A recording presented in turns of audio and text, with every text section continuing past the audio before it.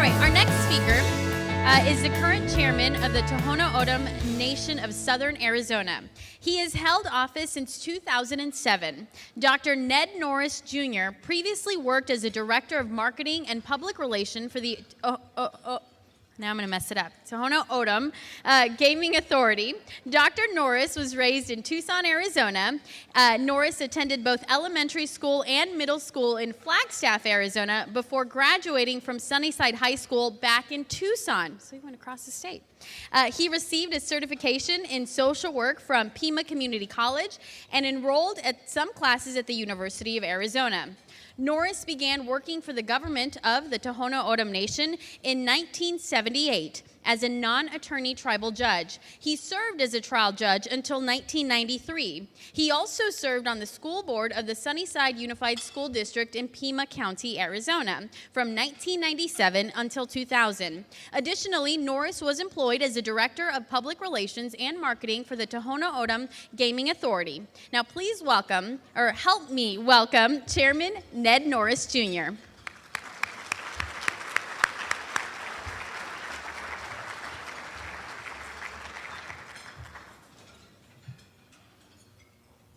Wow. Thank you very much. You know, I'm very proud to be here tonight. There are way too many people in the audience in this room to thank. But I'd like to offer my gratitude to Vice Mayor Rivero for all of his hard work making tonight possible. I'd also like to thank my friend, Mayor Barrett, who has been such a dedicated community partner. As many of you know, the Tohono O'odham Nation has been working for some time to bring thousands of jobs and economic opportunity to the region. While our opponents in the East Valley continue efforts to protect their market share, we are close to moving forward with this important project. Thank you. The Tohono O'odham Nation has always strived to be good neighbors, and we take great pride in supporting projects like Fiesta Peoria. The nation is truly here for the long haul, and supporting important community programs is just one example of this commitment. As many of you know, the nation intends to construct a world-class resort and casino near Peoria and Glendale, creating thousands of jobs and hundreds of millions of dollars in economic activity. These are not short-term positions. We will be creating new employment, new economic development, and helping to bring positive growth to the West Valley for decades to come. There have been 13 straight decisions by courts and federal agencies reaffirming the nation's right to move forward with this economic development project. And the momentum continues to be in our favor. We look forward to working together for many years to come. Someone with great experience building ties between communities is with us tonight. In July of 2000, Vicente Fox became the first opposition candidate in more than 70 years to be elected as President of Mexico. Over the course of his 6-year term, President Fox and his administration confronted many of the economic, social, and security issues that continue to impact the lives of millions of people on both sides of the U.S.-Mexico border. Today, he lives on the ranch his grandfather purchased a century ago, known as Central Fox. It is home to a study center, a library, and museum. It is also home to Fundación Vamos Mexico, the Let's Go Mexico Foundation, an organization led by his wife, Martha, which works to help end poverty.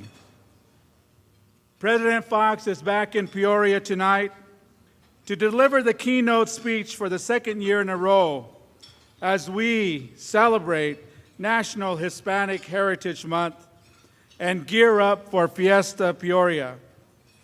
Please join me in extending a warm welcome to President Vicente Fox.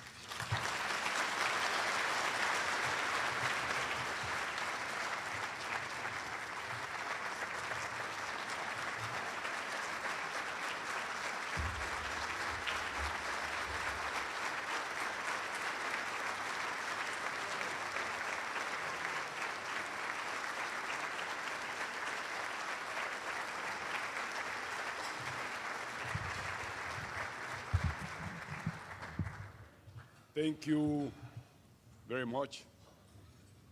Buen provecho. Bon appetit. Let me start with a great recognition and saludo to these wonderful people that is in this room helping us, assisting us with this dinner. To Jorge, el jefe, to Marcela, which is right here in our table, to many other Hispanic, Latins, Puerto Ricans, Mexicans, Central Americans, Latin Americans. This is the new generation of migration in this great nation. Let's never forget that this nation has been built all along by migrants. All of you here present, sooner or later back, have a migration inheritance. Those who came from Europe, who came from Africa, who came from Latin America, who come from Asia, is what has made possible to build the greatest, the leader, the nation that today is United States. All of us sharing the American dream, the Founding Fathers' dream, but more so should be called the dream of the Americas. Because we all dream about the same things in Chile, in Uruguay, Salvador, Guatemala, Mexico, Canada, United States. All over, the dream is alive. All over, the dream is active. All over, we, huge armies, are working every day to build a great continent, to keep the leadership worldwide. There are new engines in the world. The regional, the classics, the nations, the economies that have led this world to start reducing poverty, to wealth and better being, seem to be tired. Look at Europe. Even this nation, now growing only about 2.5%. But the replacement is now active. The new engines are coming very strong. The East is growing at rates of 8 to 12% a year. Latin America, finally, is growing at rates of 5 or more percent. So there are new dynamism, new engines, bringing wealth, bringing jobs, bringing trading, bringing the new prosperity in this 21st century. We all have a great challenge, all of us here, leaders, each one of us, leaders that have clear our commitment leaders that have passion and compassion to keep building this world. We're going to be having a very nice conversation with Rosario here present. We have had, Martha and myself, a beautiful day, a great day, a warm day here in this beautiful state of Arizona. How different things look today just from a year ago. This state has made a move ahead. It's assuming the leadership. It's now working towards a D-Day. D-Day coming, as mentioned this morning, with the Super Bowl. I mean, whatever event is good as long as we have a D-Day. A D to comply. A day to be accountable. A day to deliver.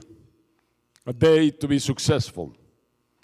These are the days that wait for this state. But this state is neighbor of one great nation, of Mexico. This neighborhood has been built all along, from the old times until today. We have built not only this neighboring concept, this friendship concept, by a partner concept through NAFTA. Today we're partners. We share destiny. We work together to build the same dream. We have a very strong and huge trading between ourselves. We have associated, and we've been very successful in the last 10 years. So one idea that I want to leave with you is that we have to reawaken NAFTA. We have to reinvent NAFTA. We have to go to NAFTA Plus. And that involves migration. And this is my second point. Today, the debate is on. Finally, I pretty well remember the day that John McCain, a senator, came with his friend Ted Kennedy, which already passed away, a Democrat and a Republican, striving for the same cause, fighting for the same dream. And we got together, the three of us, and we worked out a migration reform. And a few months in advance, President Bush came to San Cristobal, this small community where Central Fox has been built. This first presidential library ever outside of the United States. And by the way, you all, and I know there's about maybe 1,000 people here, you all, each and every one of you is invited to come to visit us at Central Fox. In the ranch of San Cristobal, which is our Tara, like Gone with the Wind, is where Martha and I dream, where Martha and I work, where Martha and I host and embrace you when you come. The best food, chiladas, mole, the best music, the best tequilas. So please feel free to come. Well, today, the dream is close by. The dream of the migration reform. The dream of millions and millions of hard-working people, loyal people, people with dignity, people that comes to this great nation to work, to be able to bring their families to a better life. They deserve all of our respect. They deserve all of our love, and they deserve all of our support. And to this nation I tell, there is nothing better for the future of this economy. The largest, the most powerful economy in the world, the future of a migration reform. Because that will bring back competitiveness to this nation. I'm not talking about open borders. I'm talking about using our wisdom our intelligence, our thinking, to put together a reform that will re-energize the migration concept so that we keep building this nation further and above what has been accomplished in 2 years of independence. 2 years of independence that started this dream. 200 years of independence. And it's not surprising that independence movement were carried on at the same time in 2 decades in the whole of this continent. Because when Washington, Jefferson, Lafayette, and those many other heroes were doing the job here, down south was Padre Hidalgo, was Bolivar, was Sucre, were so many heroes, as well as you had here. These movements of independence came to be very successful. Today, we're having one more wave of independence, of freedom, of democracy. Winds that are blowing in the Middle East. And finally, they will become democratic. The leaders will be there. The nations will change their fate and their future. This is what humankind does. One obstacle in the horizon that we must eliminate: drugs, violence, crime. There is no better scenario for us human beings than working on a safe, on a peaceful, in a harmonious scenario. Those are the only scenarios where we do our best, where we produce, where we have success. We must get out of the trap of violence. We must get out of the trap of drugs and crime. And I have, as many others today, one position that I defend firmly. I have become an activist of legalization of the use of drugs. Most nations throughout the world already have approved consumption of drugs and have let in hands of us free, created human beings to decide what's better for us, to decide with responsibility using the freedom we were created with. And that's the ethical reason to advance on a legalization process. States, governments, stated by the Founding Fathers, do not have the right to intervene, to interfere in our conscience, our behavior, as long as we don't harm or do bad to other people. This is how far and how free we were created. We will not make a mistake by leaving each and every person to use its responsibility, use its freedom to decide what's best for their health, what's best for their bodies, what's best for their minds, what's best for their lives.